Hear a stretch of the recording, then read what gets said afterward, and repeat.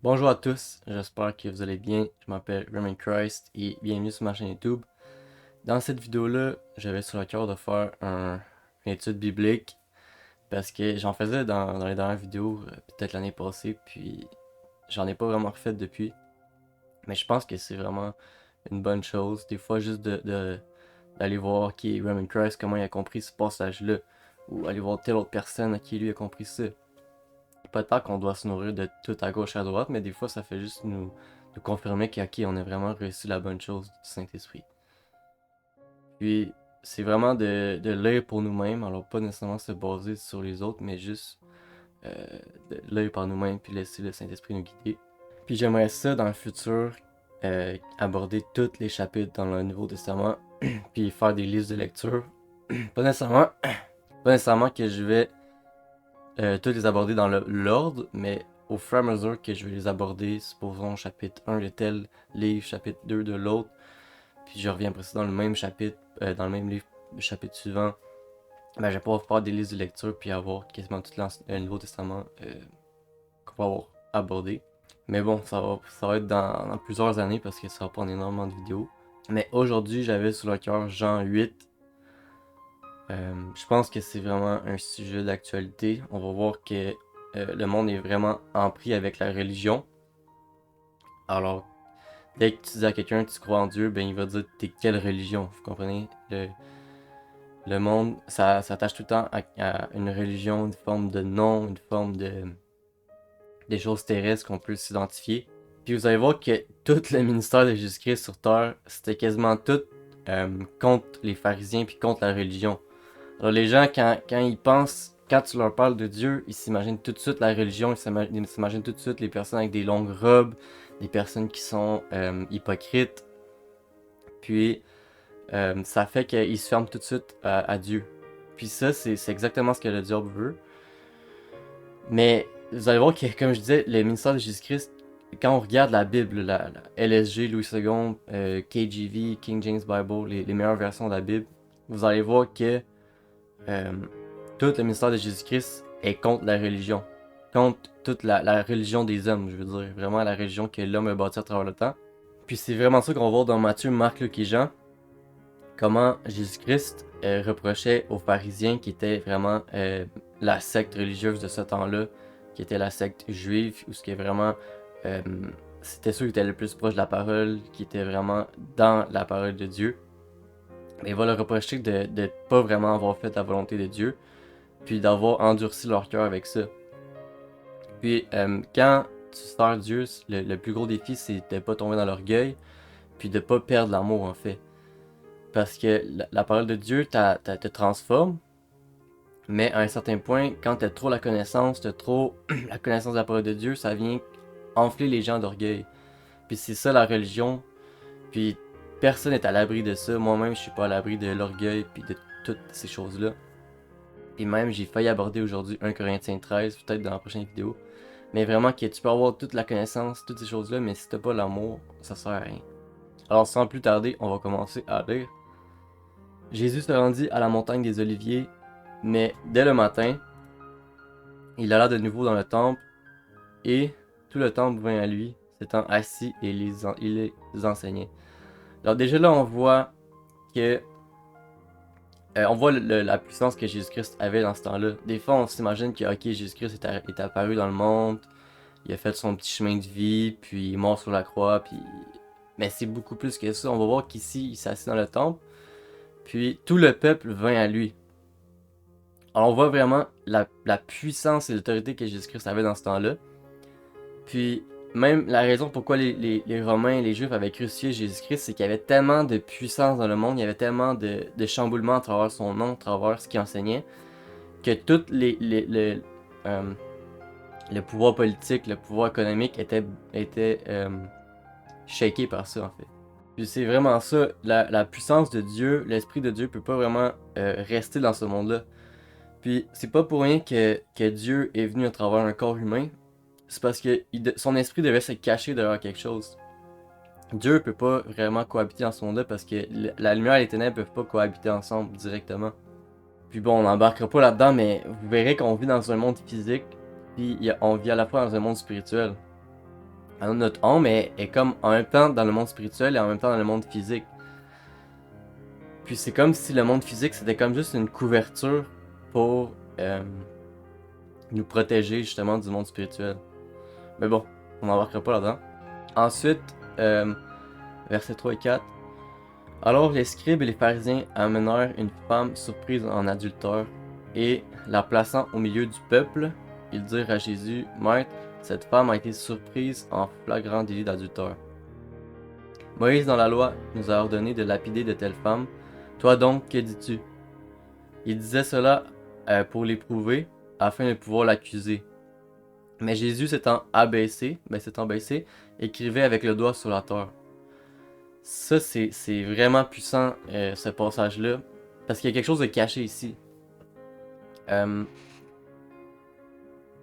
on va voir que les scribes, les pharisiens, c'était vraiment les personnes religieuses de ce temps-là. Alors, le scribe, c'est ceux qui écrivaient la parole de Dieu, puis les pharisiens, c'est ceux qui l'étudiaient, puis qui l'enseignaient.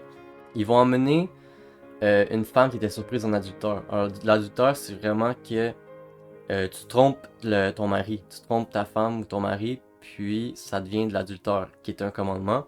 Puis on va voir qu'ils vont placer cette femme-là au milieu du peuple. Alors on voit vraiment comment la condamnation se fait, c'est qu'on expose une chose devant tout le monde. Puis ces gens-là, c'était ce qui leur était enseigné de faire. Alors on va voir que dans l'Ancien Testament, Dieu voulait vraiment que tout ce qui est du péché soit écarté du peuple. Parce que Israël était le peuple physique de Dieu. Alors Dieu a choisi un peuple parmi les nations. Puis il fallait que le péché soit vraiment sorti d'Israël. D'où le fait qu'il n'y avait pas vraiment de mélange avec les autres peuples. Puis que tout ce qui était les dieux étrangers devait se faire enlever. Parce qu'à travers Israël, le salut de l'humanité au complet allait arriver dans le monde. Puis on va voir que Moïse dans la loi nous a ordonné de lapider de telle femme. Toi donc, que dis-tu? On voit vraiment ici le contraste entre l'ancienne alliance et la nouvelle alliance. Alors, il leur dit clairement, les pharisiens, ils disent à Jésus, Moïse dans la loi nous a ordonné de lapider de telles femmes. Alors, on voit que c'était ce qui leur était enseigné de faire. Puis, ils vont même dire cela pour l'éprouver afin de pouvoir l'accuser. Fait qu'on voit vraiment ici l'esprit de religion, donc j'ai déjà abordé dans une vidéo. C'est un esprit qui veut constamment accuser, qui veut constamment te piéger dans un coin. Puis ils vont même utiliser la parole de Dieu pour le faire. Puis, c'est vraiment un esprit du diable, comme on va voir plus tard, qui vient sur les gens pour les garder dans une prison, en fait. Puis là, on va voir le contraste avec le Nouveau Testament. Ici, Jésus s'étant baissé, écrivait avec le doigt sur la terre. Alors, pourquoi Jésus, si je vais vous poser la question, pourquoi Jésus s'est abaissé, puis il a écrit avec le doigt sur la terre? Alors peut-être que ça paraît anodin, peut-être qu'il n'y avait rien à faire, puis il était en train de penser, fait qu'il écrivait pour penser. Mais il n'y a rien au hasard dans le Nouveau Testament, c'est ça que vous allez voir. Quand tout ce que Jésus-Christ a fait, il n'y a rien au hasard, parce que c'est pleinement l'Esprit de Dieu qui habitait Jésus-Christ. Puis, je sais pas si vous avez trouvé la réponse, mais en tout cas, c'est pas écrit, mais c'est clairement quelque chose qui est comprenable, vous allez voir. Jésus s'est abaissé puis a écrit sur la terre avec son doigt. Il précise vraiment avec son doigt. Il aurait pu dire avec sa main. Parce qu'on voit dans l'Ancien Testament, quand Moïse était sur la montagne, Dieu lui a donné les tables de pierre. Mais avec quoi les tables de pierre étaient écrites? Avec quoi la loi était écrite? C'était avec le doigt de Dieu. Et ici, Jésus, en écrivant avec son doigt, quand on l'accuse, on lui reproche la loi, ben il vient montrer que, écoute, c'est moi qui ai écrit la loi, puis je suis en train de décrire avec mon doigt en voulant dire, Jésus-Christ prend l'identité du Créateur sur terre. Puis après ça, comme il continue à l'interroger, il se releva et leur dit, que celui de vous qui est sans péché jette le premier la pierre contre elle. Et s'étant de nouveau baissé, il écrivait sur la terre. Alors, encore une fois ici, on voit vraiment le plan de Dieu, comment Dieu, vous allez voir que dans Paul, dans peut-être Romains, oui c'est dans Romains 8 peut-être, il dit comme quoi Dieu a enfermé tout le monde dans le péché afin de faire miséricorde à tous, ben dans la désobéissance. Puis c'est vraiment ça la façon de faire de Dieu, c'est que Dieu veut pas que les gens soient orgueilleux, soit ils prennent la gloire pour eux-mêmes, C'est ça que Jésus-Christ reproche aux pharisiens, c'est que vous tirez votre gloire les uns des autres, mais vous ne cherchez point la gloire qui vient de Dieu seul. Puis ici, il rappelle vraiment que s'il y a quelqu'un qui est sans péché, ben qu'il jette la première pierre. En voulant dire, Dieu, son but, c'est pas que vous vous glorifiez d'être parfait, mais c'est que tout le monde glorifie Dieu d'être parfait, puis de cette façon-là, la vie peut exister pleinement. Parce qu'on va voir que quand l'homme se glorifie, ça mène à l'orgueil, ça mène au manque d'amour, ça mène à plein de choses, ça mène au péché. Parce que Dieu est pas fait comme ça en fait. Et s'étant de nouveau baissé, il écrivait sur la terre. Encore une fois, on voit que Jésus-Christ écrivait. Quand ils entendirent cela, accusés par leur conscience, il se retira un à un, depuis les plus âgés jusqu'au dernier, et Jésus resta seul avec la femme qui était là au milieu. J'adore ça en tête pour que vous puissiez voir. Alors s'étant relevé et ne voyant plus que la femme, Jésus lui dit, « Femme, où sont ceux qui t'accusaient? Personne ne t'a-t-il condamné? » Ça, c'est vraiment un des plus beaux passages dans le Nouveau Testament. Parce que ici, premièrement, on voit que tous les pharisiens, les scribes, puis les personnes qui étaient là, étaient accusés par leur conscience. Puis, c'est vraiment ça, le péché, c'est quand le Saint-Esprit te convainc de péché, de justice et de jugement, mais ta conscience est pas bien. Ta conscience est pas en paix. Puis ça, on va voir vraiment que toutes les personnes se retirent, parce qu'ils pouvaient pas l'accuser, parce qu'ils savaient eux-mêmes qu'ils avaient fait l'adultère dans leur pensée, puis qu'il y avait le même problème que la femme. Ces gens-là l'avaient en eux. C'est vraiment notre chair qui est désobéissante. On a les pensées qu'on entretient, que des fois on est comme, pourquoi j'ai ça qui vit en moi, vous comprenez? Puis ça revient à Romains 7 quand Paul dit, qui me délivrera du corps de cette mort. Puis c'est vraiment ce qu'il disait dans verset 7, que celui de vous qui est sans péché jette la première pierre. Alors Dieu leur montre que vous aussi vous êtes avec le même problème que cette femme-là. Fait que faites pas les hypocrites. Puis on va voir que Jésus resta seul avec la femme qui était au milieu. Fait qu'on voit vraiment comment Dieu agit. Dieu, il vient pas sous la forme d'une religion, il vient pas sous la forme de un à plusieurs. Dieu vient sous la forme de un à un. Alors, on voit qu'il était seul avec la femme, puis il va vraiment la réconforter, puis lui apporter le salut de son âme. Alors, s'étant relevé et ne voyant plus que la femme, Jésus dit, « Femme, où sont ceux qui t'accusaient? Personne ne t'a-t-il condamné? » Alors ça, c'est fou, c'est vraiment... c'est vraiment comment Dieu agit, c'est que Dieu enlève la condamnation qui pèse sur notre âme, puis c'est là qu'on voit qu'il y a juste Dieu qui juge. Il y a juste Dieu qui peut nous condamner. Puis, j'ai les lampes qui viennent aux yeux, mais c'est vraiment ça, c'est que quand on voit Jean 3,16 qui dit Dieu a tant aimé le monde qu'il a donné son Fils unique, afin que quiconque croit en lui ne périsse point, mais qu'il ait la vie éternelle. C'est vraiment de voir que Dieu, son but, c'est pas de juger sa création, mais c'est vraiment de la sauver, en fait. Puis on va voir, verset 11, elle répondit, non Seigneur. Et Jésus lui dit, je ne te condamne pas non plus, va et ne pêche plus. Jésus leur parla de nouveau et dit, je suis la lumière du monde, celui qui me suit ne marchera pas dans les ténèbres, et il aura la lumière de la vie. Alors on voit vraiment une partie importante ici, c'est la sanctification. Alors Dieu nous apporte la sanctification de notre âme. Alors quand il dit vous devez naître de nouveau, c'est vraiment l'Esprit de Dieu qui vient transformer ton âme. C'est vraiment Dieu enlève ton ancien esprit impur, tous tes démons, puis il vient mettre son esprit qui habite en toi. Puis après ça, Jésus lui dit je te ne condamne pas non plus, va et ne pêche plus. Alors, des fois, la religion nous apprend que Dieu est là pour nous juger, Dieu est là pour nous condamner, il nous donne des commandements juste pour voir si on va désobéir, pour nous punir. Mais c'est vraiment pas ça ici. On voit vraiment que Jésus lui dit je te condamne pas non plus. C'est Paul qui nous dit ça qu'il n'y a plus de condamnation en Jésus-Christ. Puis, je pense un mot important ici, c'est va et ne pêche plus. Alors vous allez voir que l'homme a constamment un combat, que tu sois chrétien ou pas. Tu as constamment un combat que ton corps veut aller vers la mort, ton corps veut désobéir, et ton corps veut trop manger, veut tomber dans la pornographie, veut tomber dans la bataille. Les gars, on veut tout le temps se battre, on veut tout le temps prouver qu'on est le meilleur. On veut tout le temps avoir plus d'argent, on est prêt à peut-être voler pour avoir plus d'argent. Mais c'est vraiment ça le combat des chrétiens. C'est va et ne pêche plus. Alors notre âme, quand t'es en Jésus-Christ, t'es transformé. Ça se voit tout de suite, une personne qui est transformée par Dieu a plus le désir de pécher, puis va même être condamné, va tout le temps se sentir dans la condamnation. Alors son âme ne veut plus pécher, mais son corps veut encore pécher. Puis c'est là la sanctification, c'est que ton âme est sanctifiée, ton âme, comme Hébreux 10, il a amené à la perfection pour toujours ceux qui sont sanctifiés. Mais ton corps, lui, il est pas changé, vous comprenez? Ton corps reste le même avant et après, juste avant qu'on ait notre corps glorifié à la résurrection. Mais c'est ça, on a constamment ce combat-là, d'où le fait qu'il dit va et ne pêche plus. Puis là, Jésus leur parlant de nouveau, il dit je suis la lumière du monde, celui qui me suit ne marchera pas dans les ténèbres, mais il aura la lumière de la vie.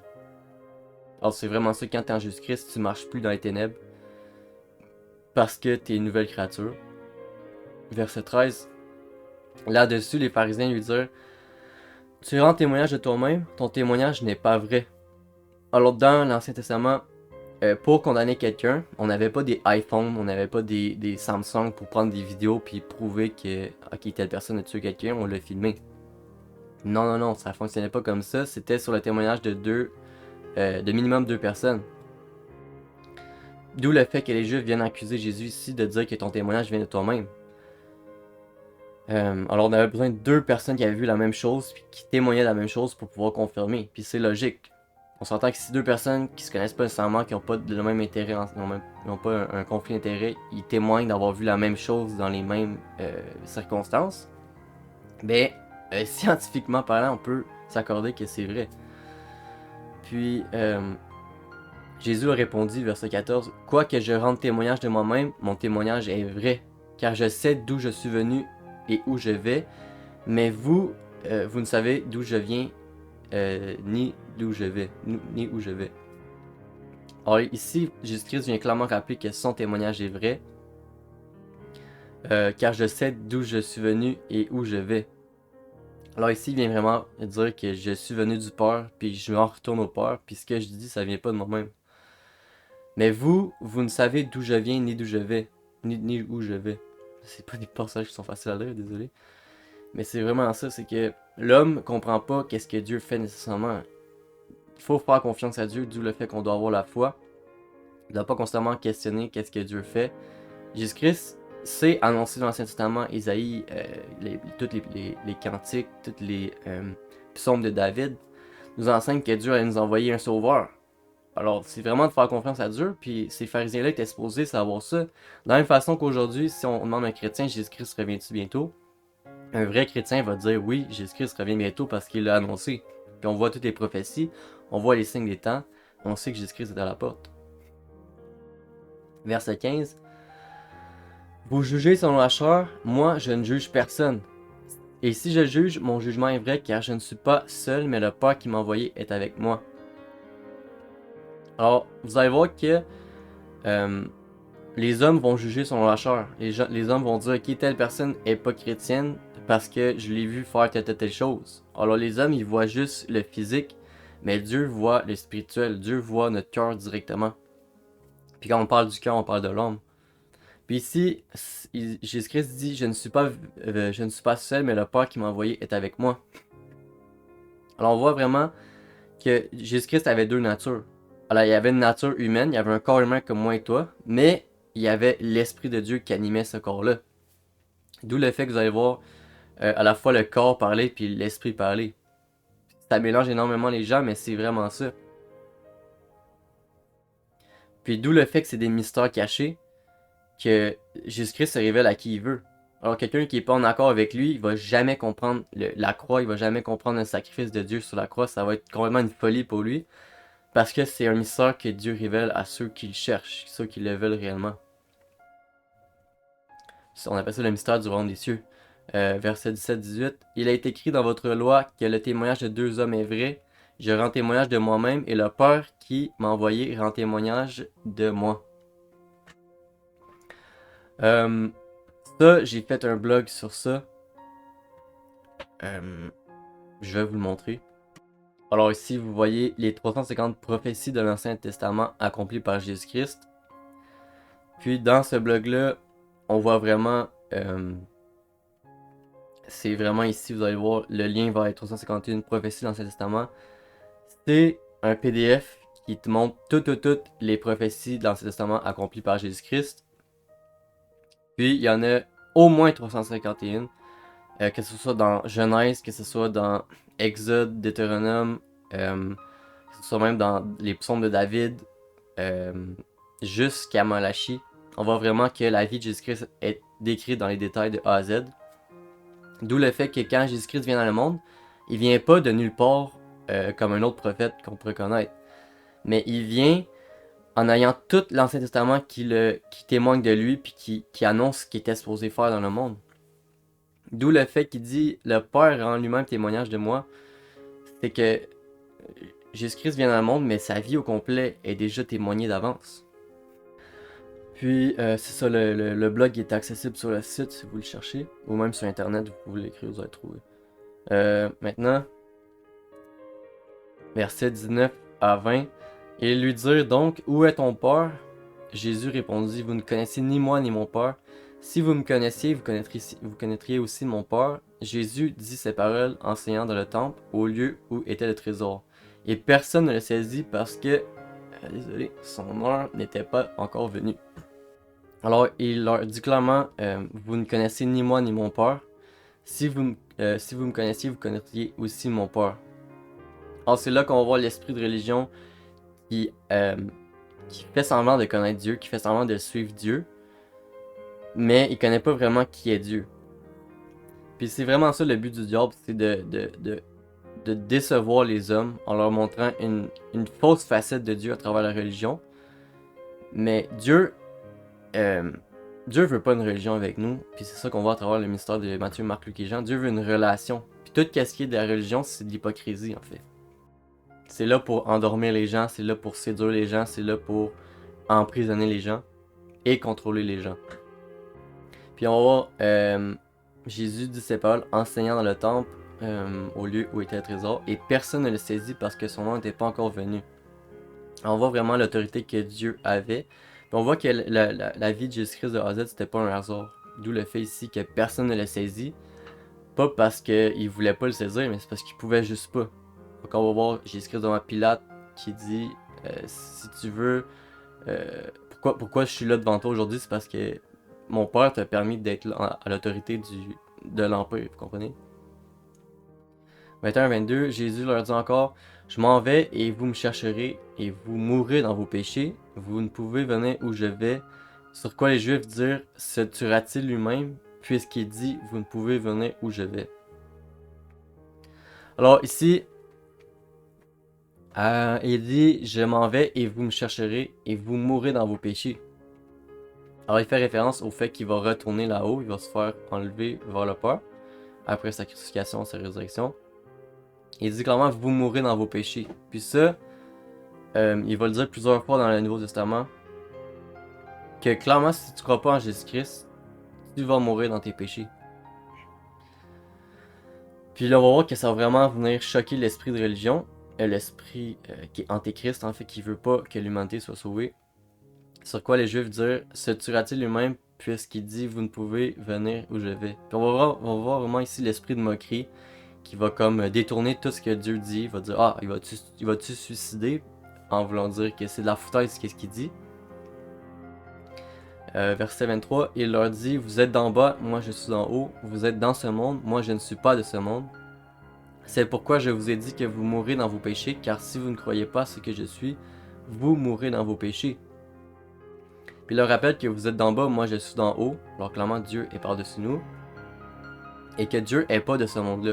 Dieu ne se conforme pas dans ce monde-là, puis Dieu va jamais fitter dans ce monde-là. Verset 24, c'est pourquoi je vous ai dit que vous mourrez dans vos péchés, car si vous ne croyez pas ce que je suis, vous mourrez dans vos péchés. Alors vraiment, si vous voyez une religion, une dénomination, vous voyez quelque chose qui prend beaucoup de place dans ce monde-là, dites-vous que Dieu, son royaume n'est pas de ce monde-là. Alors tout ce qui est populaire dans ce monde-là, ça vient pas de Dieu nécessairement. Pas pour dire que le christianisme est faux, mais c'est vraiment pour vous dire que s'il y a une dénomination encore de Christ qui prend de l'ampleur dans le monde, que ce soit le catholicisme, les témoins de Jéhovah, toutes ces choses-là, les mormons, ben c'est de savoir que c'est probablement du diable parce que Jésus-Christ dit clairement je ne suis pas de ce monde-là. Puis le monde ne m'aime pas. Alors si le monde aime quelque chose, ça vient pas de Dieu. C'est pourquoi je vous ai dit que vous mourrez dans vos péchés, car si vous ne croyez pas ce que je suis, vous mourrez dans vos péchés. Alors on va voir vers la fin, on va lire. Quand il dit ce que je suis, on va le voir plus tard. Verset 25, qui es-tu? Lui dit-il. Jésus leur répondit, ce que je vous dis dès le commencement, j'ai beaucoup de choses à dire de vous et à juger de vous, mais celui qui m'a envoyé est vrai, et ce que j'ai entendu de lui, je le dis au monde. Alors, on va voir vraiment que l'homme cherche à savoir qui est Jésus-Christ. Puis il va leur rappeler, je suis ce que je vous dis depuis le commencement. Alors l'homme va endurcir son cœur, va pas vouloir accepter l'identité de Jésus-Christ. Puis il dit, j'ai beaucoup de choses à dire de vous et à juger de vous, mais celui qui m'a envoyé est vrai et j'ai entendu de lui. Ce que j'ai entendu de lui, je le dis au monde. 27 à 28. Ils ne comprirent point qu'il leur parlait du porc. Jésus donc leur dit, quand vous aurez élevé le Fils de l'homme, alors vous connaîtrez ce que je suis, et que je ne fais rien de moi-même, mais que je parle selon ce que le Père m'a enseigné. Ça c'est vraiment beau ici, c'est que ils comprenaient point qu'il leur parlait du Père. Jésus donc leur dit, quand vous aurez élevé le Fils de l'homme, alors vous connaîtrez ce que je suis, et que je ne fais rien de moi-même. Alors c'est tellement beau la crucifixion puis la résurrection, ça fait aucun sens pour le monde, mais c'est tellement la plus belle chose au monde, c'est que tout ce que Jésus-Christ a dit, on pourrait dire ok mais c'est de la foutaise, tu sais, quelle autorité Jésus-Christ a, mais par le fait même qu'il a été élevé sur la croix, quand il parle élevé, c'est que son nom est élevé à travers le monde entier, puis qu'il a été aussi élevé sur la croix, qu'il était sur la croix devant tout le monde, puis tout le monde a vu qu'il était crucifié, et il y a eu la résurrection. Ben c'est là qu'on voit que c'est le sceau divin que Dieu met sur tout ce que Jésus-Christ a enseigné. Tout ce que Dieu nous a enseigné, le Christ, en fait, l'Esprit de Dieu nous a enseigné à travers le corps de Jésus-Christ, le corps humain de Jésus-Christ encore une fois, ben c'est son sceau divin. Alors le fait qu'il ait vaincu la mort, c'est le sceau divin qui n'est pas accessible par le commun des mortels. D'où le fait que on va voir que dans Actes, il y a une personne qui a dit Dieu annonce maintenant à tout le monde qui disait à se repentir, car Dieu a fixé un jour où il jugera le monde, ce dont il a donné une preuve certaine à tous en le ressuscitant des morts. Mais c'est vraiment ça, c'est que en ayant ressuscité Jésus-Christ des morts, puis en ayant placé Jésus-Christ comme le repère temporel du monde entier, ben plus personne a une excuse. Alors on peut pas dire que ça vient de l'homme parce que aucun homme est capable de ressusciter des morts. Puis verset 29, celui qui m'a envoyé est avec moi, il ne m'a pas laissé seul parce que j'ai fait toujours ce qui lui est agréable. Comme Jésus parlait ainsi, plusieurs crurent en lui. Alors clairement, celui qui m'a envoyé est avec moi. Alors le corps, encore une fois, le corps de Jésus-Christ, son corps physique, humain comme moi et toi, qui était là pour nous rédempter, qui était là pour prendre nos péchés sur le même corps que nous, ben il dit ce corps-là est accompagné de celui qui m'a envoyé, le Père, l'Esprit de Dieu, est dans le corps de Jésus-Christ. Il ne m'a pas laissé seul parce que je fais toujours ce qui lui est agréable. Comme Jésus par ainsi, plusieurs crurent en lui. On voit vraiment la puissance qui dégageait de Jésus-Christ parce qu'il y a énormément de personnes qui croyaient en lui. Verset 31 à 32. Et il dit aux Juifs qui avaient cru en lui, si vous demeurez dans ma parole, vous êtes vraiment mes disciples, vous connaîtrez la vérité et la vérité vous affranchira. Alors on voit vraiment qu'il y avait des Juifs qui croyaient en lui, quand Jésus-Christ dit, je suis venu voir les brebis perdues de la maison d'Israël.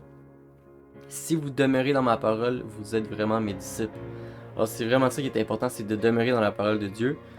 Puis, ici, c'est important, il parle de disciple. Alors disciple, c'est quelqu'un qui écoute son maître, qui écoute ce que son maître lui enseigne. Puis d'où le fait que Jésus-Christ n'est pas venu apporter une religion dans le monde, mais il est venu apporter des disciples. En fait, il est venu former des disciples. Il n'est pas venu former une religion, il n'est pas venu former un ordre mondial, que ce soit à travers une religion comme le catholicisme. Mais il est venu apporter vraiment des disciples qui sont là pour le servir par l'esprit et non par la lettre. Vous connaîtrez la vérité et la vérité vous affranchira. On voit vraiment que la vérité, les gens ils disent qu'on a toute notre vérité. Mais ça, c'est un mensonge du diable parce que si on a toute notre vérité, ça veut dire que la vérité n'existe pas. Alors, ils vont dire que la vérité n'existe pas, on a chacun notre vérité. Mais ça vient à dire, est-ce que c'est vrai? Vous comprenez? Est-ce que c'est vrai de dire qu'on a chacun notre vérité?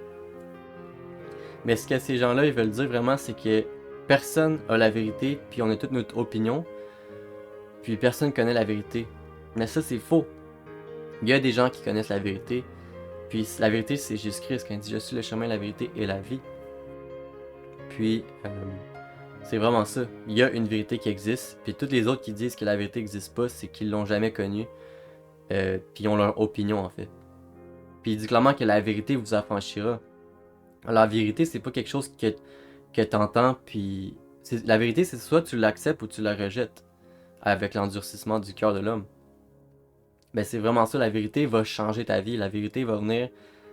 Je me rappelle, quand Dieu est venu me chercher, le monde il pensait que j'étais devenu fou. Mais c'est vraiment l'Esprit de Dieu qui vient.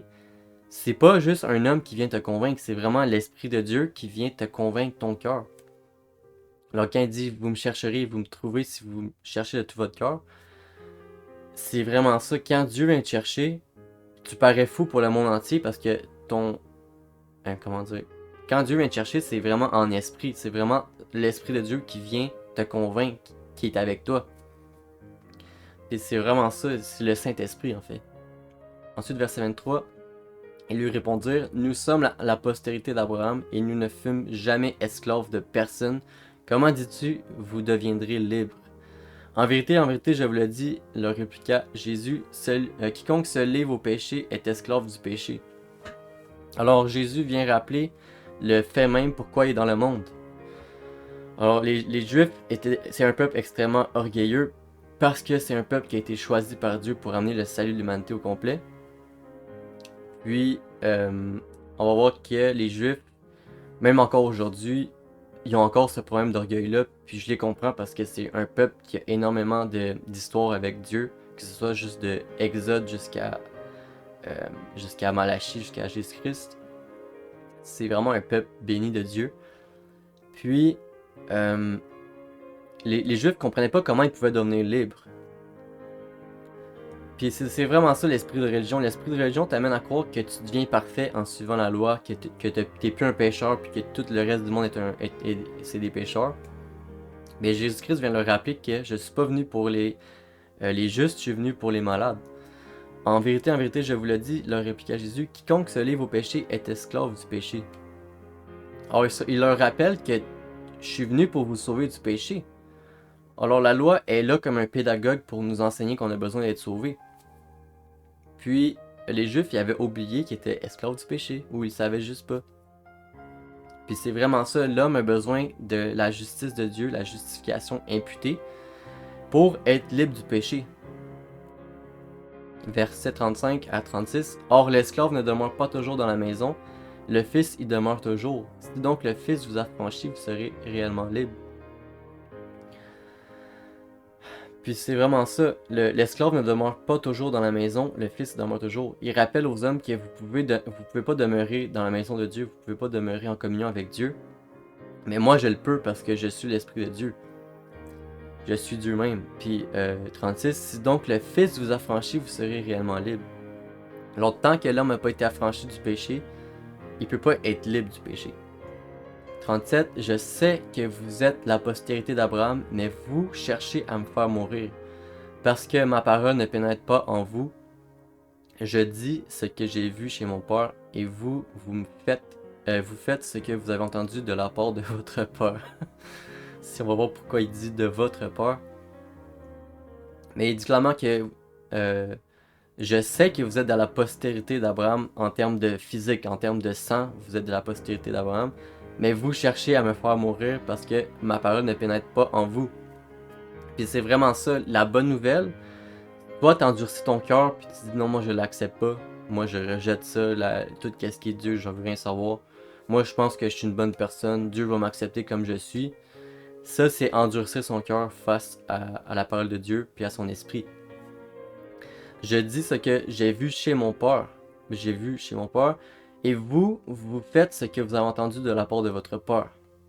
On va voir c'est qui le père de ces personnes-là. 39. Ils lui répondirent, notre père c'est Abraham. Jésus leur répondit, si vous étiez enfant d'Abraham, vous feriez les œuvres d'Abraham. Mais maintenant, vous cherchez à me faire mourir. Moi qui vous ai dit la vérité que j'ai entendue de Dieu, cela Abraham ne l'a point fait. C'est vraiment ça. C'est que ici, les Juifs ils disaient notre père c'est Abraham. Alors, il leur dit que notre père c'est Abraham, mais il dit de la façon que leur père c'est Abraham, vraiment leur père dans toutes les façons. Mais Jésus leur dit si vous étiez vraiment enfant d'Abraham, alors enfant ici, vous allez voir beaucoup le fils de l'homme, le fils de Dieu. Les Hébreux utilisaient fils de pour représenter que tu viens de quelque chose, que tu représentes quelque chose.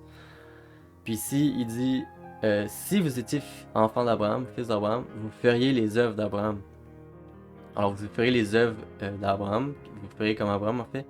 Mais maintenant vous cherchez à me faire mourir, moi qui vous ai dit la vérité que j'ai entendue de Dieu. Puis il dit clairement, cela Abraham ne l'a point fait. Alors la religion, c'est vraiment ça, c'est que il parle de tout ce qui est de Dieu, mais quand tu cherches dans leur cœur, tu réalises que c'est les mêmes personnes qui auraient crucifié Jésus-Christ encore aujourd'hui. Alors, moi je vous assure que si Jésus-Christ reviendrait de la même façon qu'il est venu en l'an 0, le monde le crucifierait de la même façon, ou même pire encore, parce que le cœur de l'homme n'a pas changé en fait. Puis c'est vraiment ça. Verset 41, vous faites les œuvres de votre père. Ils lui dirent, nous ne sommes pas des enfants illégitimes, nous avons un seul père, Dieu. Jésus leur dit, si Dieu était votre père, vous m'aimeriez, car c'est de Dieu que je suis sorti et que je viens. Je ne suis pas venu de moi-même, mais c'est lui qui m'a envoyé. Puis c'est vraiment quelque chose qu'on voit encore aujourd'hui, c'est d'actualité. Vous faites les œuvres de votre père. Ils lui dirent, nous ne sommes pas des enfants illégitimes. Nous avons un seul Père, Dieu. On voit encore ça aujourd'hui, un seul Dieu, un seul Dieu. Jésus leur dit, si Dieu était votre Père, vous m'aimeriez.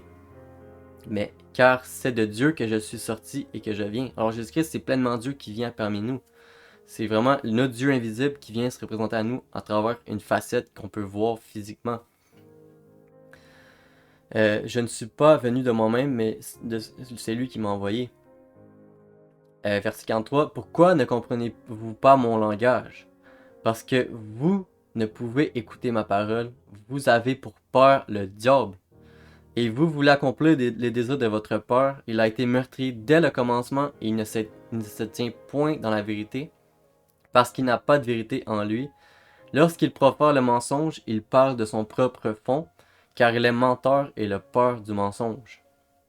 C'est vraiment ça, c'est que l'esprit de religion, ceux qui cherchent juste la religion, mais ils cherchent la tradition, ils cherchent à être populaire, à être moi je suis un chrétien, moi je suis dans la religion de l'islam, je suis catholique.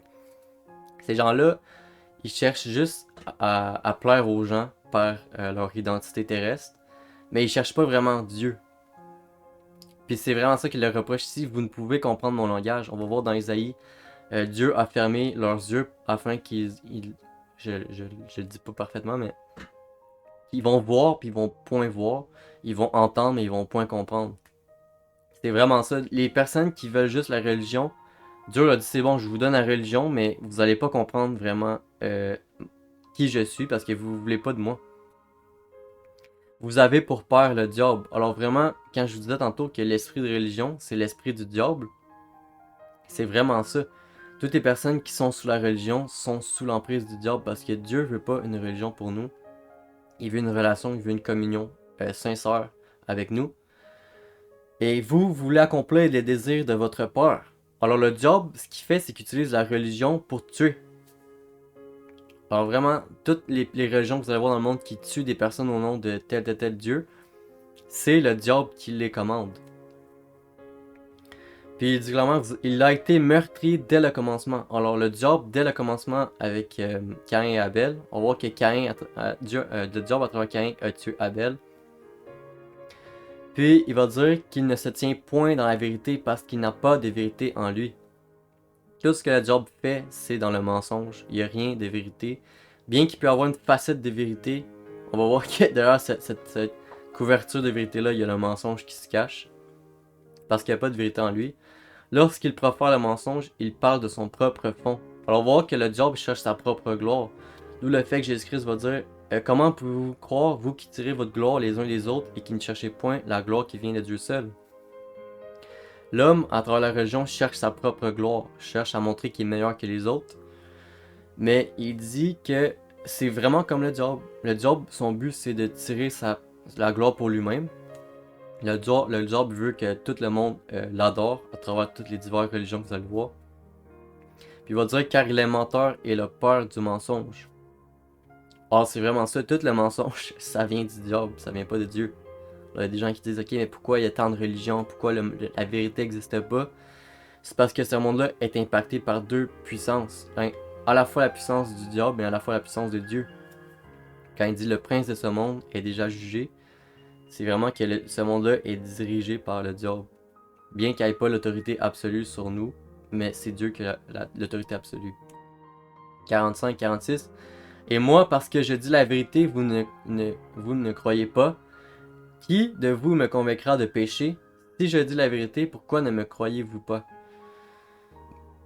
Puis c'est vraiment ça. Jésus-Christ dit la vérité. Puis les gens ne croient pas en lui à travers leur endurcissement de cœur. Puis il leur dit, qui de vous me convaincra de péché? En voulant dire, j'ai rien à me faire reprocher, j'ai accompli la loi parfaitement. Puis la seule raison que vous m'accusez de péché, c'est parce que vous cherchez à mentir pour me faire mourir, parce que je viens convaincre vous-même de péché, vous comprenez? Si je dis la vérité, vous ne croyez pas, vous ne croyez pas. 47. Celui qui est de Dieu écoute les paroles de Dieu. Vous n'écoutez pas parce que vous n'êtes pas de Dieu. Les Juifs lui répondirent, n'avons-nous pas raison de dire que tu es samaritain et que tu as un démon? Or, il dit clairement que ceux qui sont de Dieu, alors quand Jésus-Christ dit je vous ai établi depuis la fondation du monde, Dieu aurait pu tout skipper le monde entier, dire ok le monde au complet du début à la fin, on enlève ça.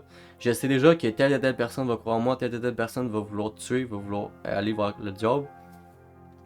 Mais vous allez voir que Dieu a créé le monde, puis a laissé la ligne du temps pour que on puisse comprendre vraiment pourquoi le mal existe, pourquoi le diable a séduit du monde au ciel. Puis si le monde n'aurait pas existé, comment Dieu aurait pu juger le monde, vous comprenez? Dieu aurait pu jamais créer le monde puis dire ok, toi je t'envoie en enfer direct parce que je sais déjà que tu crois pas en moi. Puis la personne ne va pas comprendre, vous comprenez? Mais par le fait même que le monde existe, que les meurtres existent, que la guerre existe, que le vol existe, Dieu peut clairement vous montrer au monde que vous avez préféré les ténèbres à la lumière.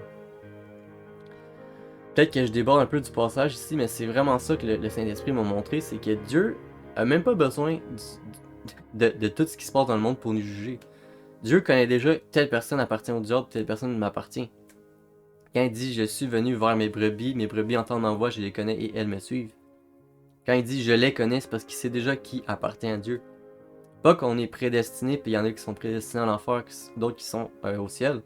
Mais Dieu sait déjà quel choix on a pris dans notre âme.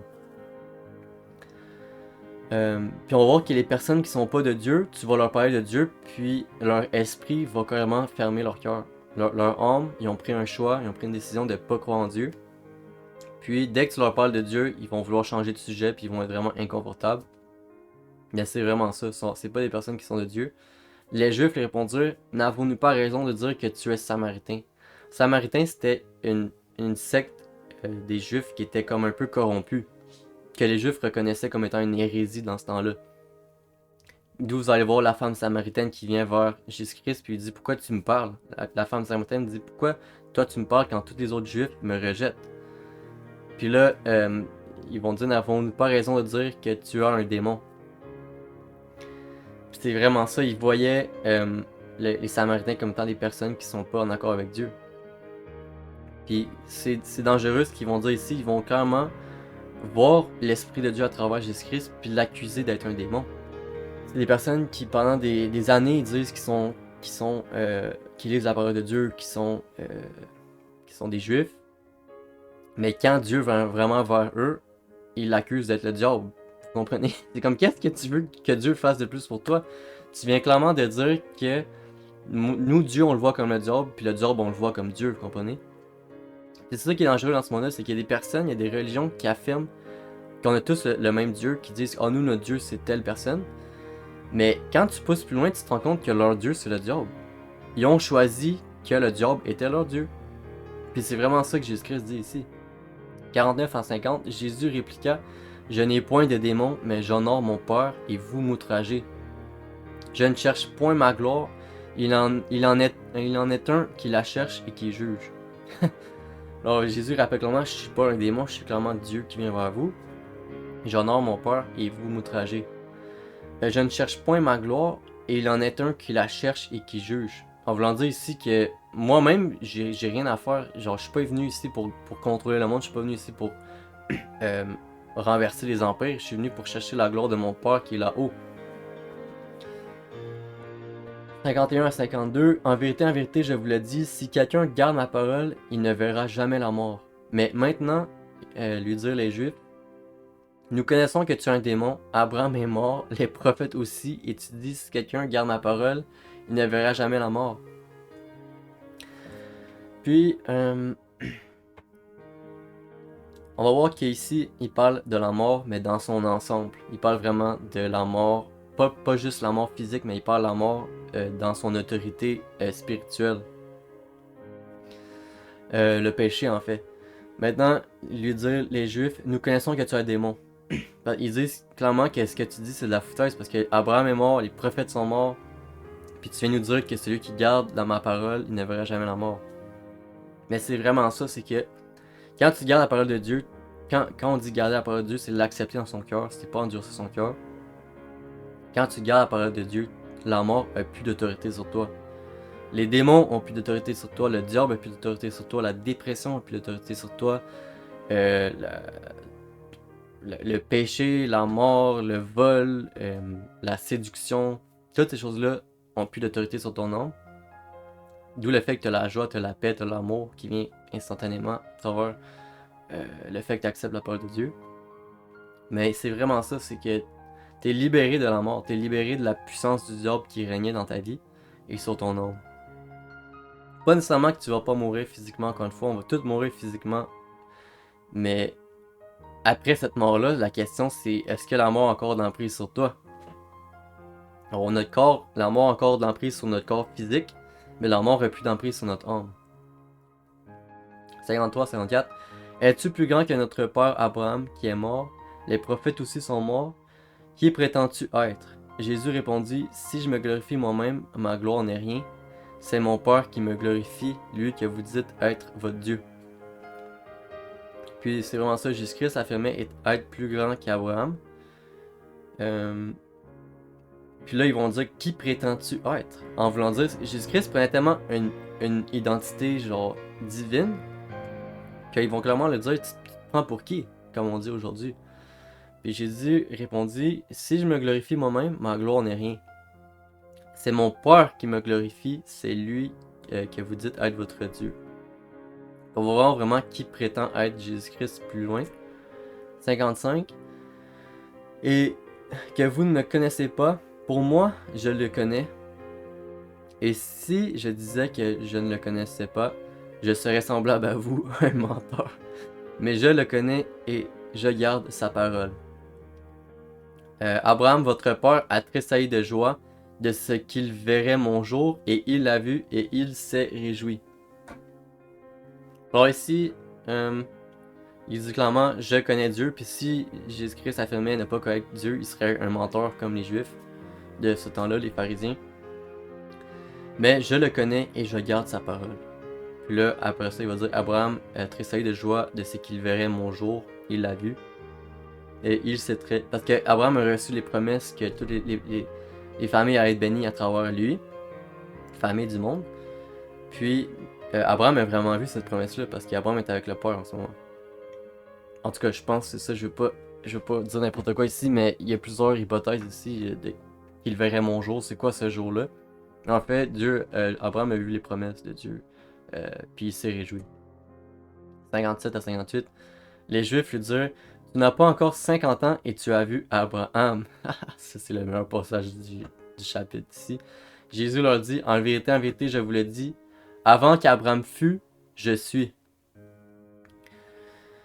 Ça, les amis, c'est une des choses les plus choquantes que Jésus-Christ a dit sur terre. Il a dit: Je suis. Puis, on va aller voir ici. Alors, ici, c'est dans la version grecque en anglais. John 8:58. On va voir ici, si vous voyez mon curseur, je pense pas que vous le voyez. Mais on va voir Ego Eimi, qui veut dire en anglais I am, qui veut dire je suis. C'est exactement ce qu'on vient de lire. Il va dire en vérité, je vous le dis, avant qu'Abraham fût, je suis. Puis Ego Eimi, c'est vraiment en grec, ça veut dire je suis. Puis ça fait, Jésus-Christ faisait référence dans l'Ancien Testament quand Moïse va demander à Dieu qui es-tu? Tu sais, quand il va aller voir Pharaon, il va dire comment je vais t'appeler, comment je vais te nommer, quand ils vont me dire de quoi tu parles, de qui tu parles. Ben il va dire dis-leur que je suis celui qui est. Alors Dieu prend l'identité du temps présent. Parce que quand on parle du temps, quand on parle de la vie, on parle de Dieu. Puis c'est vraiment ça, l'identité de Dieu, c'est celui qui est. Dieu est. Alors quand on regarde l'humanité, on regarde l'univers, on regarde les mathématiques, on voit le concept de... Vous allez voir ceux qui font des mathématiques différentielles. Peut-être que je sors du sujet, mais ceux qui font des mathématiques poussées avec les différentiels, vous allez voir qu'il y a le concept de l'infini. Parce que ce monde-là a la marque de Dieu, a l'empreinte de Dieu, que Dieu est infini. Quand on regarde l'univers, on n'est même pas capable de dire qu'il y a une limite sur l'univers. On n'est même pas capable de regarder l'univers en son entier. Parce que Dieu est infini, puis Dieu a créé ce monde-là. Puis d'où le fait qu'il dit avant qu'Abraham fût, je suis. Alors Jésus-Christ vient clairement prendre l'identité de Dieu sur terre. Puis peut-être que vous allez dire ok, mais peut-être qu'il s'est trompé de mot puis il a pas dit la bonne chose. Mais on va voir. On va voir ici, verset 59. Là-dessus, ils prirent des pierres pour les jeter contre lui, mais Jésus le cacha et il sortit du temple. Alors qu'est-ce que tu pourrais dire pour faire en sorte que des hommes veulent te lapider? On comprend que la lapidation c'était comme une des pires choses, une des pires punitions qu'il y avait dans l'Ancien Testament pour garder le peuple saint. Jésus-Christ va clairement recevoir des hommes qui vont vouloir le lapider. Puis ça vient prouver en fait que dans le verset 57-58, Jésus-Christ a pris l'identité de Dieu sur terre. Puis ça fait le tour de Jean 8, 50... Ben Jean 8 en fait. C'est vraiment ça, Jésus-Christ est venu chambouler le monde parce que les humains, on a notre religion, on a nos religions humaines, puis on pense que ça vient de Dieu, mais ça vient du diable. Puis Jésus-Christ vient nous montrer que je suis le chemin, la vérité et la vie. C'est pas parce que t'es telle ou telle religion, tu t'identifies comme étant un chrétien que tu vas avoir la vie éternelle. C'est pas parce que tu as la connaissance de la parole de Dieu, c'est pas parce que tu vas à l'église X fois semaine, mais c'est vraiment parce que tu as reçu ma parole dans ton cœur que tu as la vie éternelle. Alors quand Paul va dire c'est en croyant du cœur qu'on parvient à la justice et c'est en confessant de la bouche qu'on parvient au salut, c'est vraiment ça, c'est qu'en croyant du cœur la parole que Jésus-Christ nous annonce, tu parviens à la justice. Parce que tu peux pas parvenir à la justice physiquement parce que ton corps ne peut pas parvenir à Dieu. Ton corps, la justice c'est Dieu, tu peux pas parvenir à Dieu par ton corps, mais ton cœur peut parvenir à Dieu. Parce que quand tu acceptes Dieu dans ton cœur, Dieu te donne sa justice, pardonne tes péchés du passé, du futur et du présent, puis vient vraiment te rédempter en fait. Bon, je pourrais encore parler pendant des heures, mais c'est tellement beau, c'est tellement la raison pourquoi on est sur cette terre-là, pourquoi on vit. Alors quand Jésus-Christ dit la vie éternelle, c'est de te connaître toi, le seul vrai Dieu. C'est vraiment ça. Alors, ça fait déjà 1 heure, ça va faire une grosse vidéo. Mais j'espère que ça vous a béni. J'espère que ça vous a éclairci peut-être sur quelques passages de Jean 8. Puis j'espère que j'ai tout abordé dans les détails. Je voulais pas trop déborder, je voulais pas trop y aller superficiellement. Mais c'est ça. Alors bon instant de journée à vous, soyez bénis et amen.